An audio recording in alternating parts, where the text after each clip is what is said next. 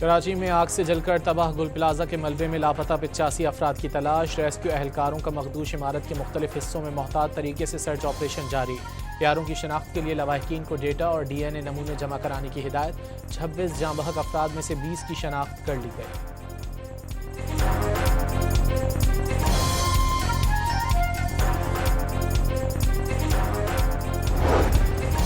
انتظامیہ نے گل پلازہ میں آج ریسکیو آپریشن مکمل کرنے کا دعویٰ کر دیا۔ پوری عمارت کے منہدم ہونے کا بھی خدشہ۔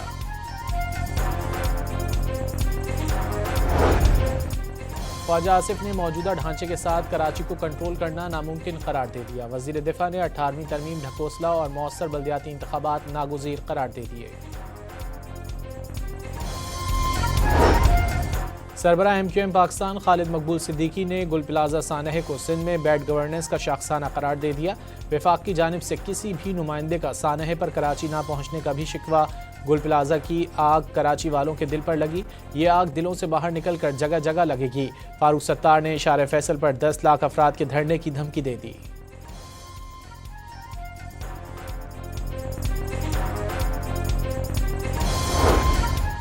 شہلا رضا نے سانحہ گل پلازہ کی آڑ میں 18ویں ترمیم پر سیاست کا الزام لگا دیا۔ گوشت نوچنے والے گدھ 18ویں ترمیم ختم کرنے کی بات کر رہے ہیں۔ قادر پٹیل بھی بھڑک اٹھے۔ کوئٹہ کے لیاقت بازار میں واقع موبائل اور لیپ ٹاپ کی مارکیٹ میں آگ لگنے سے کروڑوں روپے مالیت کا سامان جل کر راکھ۔ فائر بریگیڈ اور ریسکیو اہلکاروں نے بروقت کارروائی کر کے آگ پر قابو پا لیا۔ آگ بجھانے کے دوران 3 فائر فائٹرز کی حالت غیر ہو گئی۔ چیئرمین سینٹ نے سینیٹر علامہ راجہ ناصر عباس کو ایوان بالا میں اپوزیشن لیڈر مقرر کر دیا۔ بانی نے سینیٹر بنایا، وہ ان کے وفادار ساتھی ہیں۔ اپوزیشن لیڈر علامہ ناصر عباس کا سیاسی قیدیوں کی عام معافی اور رہائی کا مطالبہ۔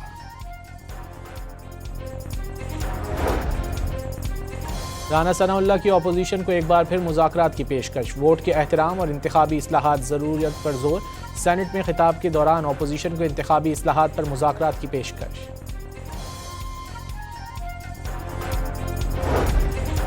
چیف آف ڈیفنس فورسز کا نیشنل پولیس اکیڈمی اسلام آباد کا دورہ۔ پولیس شہداء کی یادگار پر پھولوں کی چادر چڑھائی۔ پولیس عوام کے جان و مال کے تحفظ میں پہلی دفاعی لائن ہے، فیلڈ مارشل کی گفتگو۔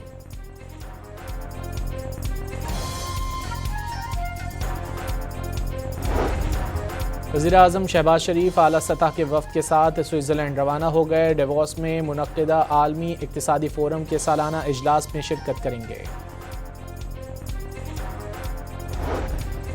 پاکستان کی تاریخ میں پہلی بار سندھ میں الیکٹرک بسیں چلائی گئیں۔ صوبے میں اسپتالوں اور اسکولوں سمیت سرکاری عمارتوں کو سولر پر منتقل کرنا شروع کر دیا۔ وزیر اطلاعات شرجیل میمن کا سندھ اسمبلی میں اظہار خیال۔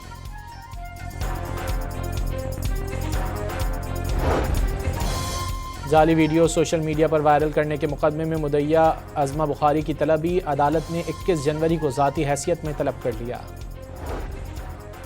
کوئٹہ میں پولیس کا سرکاری ملازمین پر مشتمل گرینڈ الائنس کے احتجاج پر کریک ڈاؤن، 100 سے زائد مظاہرین کو گرفتار کر لیا۔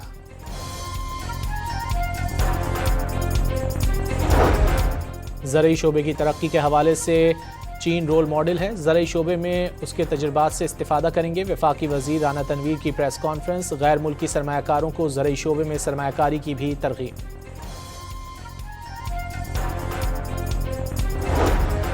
پاکستان اسٹاک ایکسچینج میں آج تیزی کا رجحان۔ کاروبار کے دوران 100 انڈیکس میں 860 پوائنٹس کا اضافہ، 1,88,621 پوائنٹس پر بند ہوا۔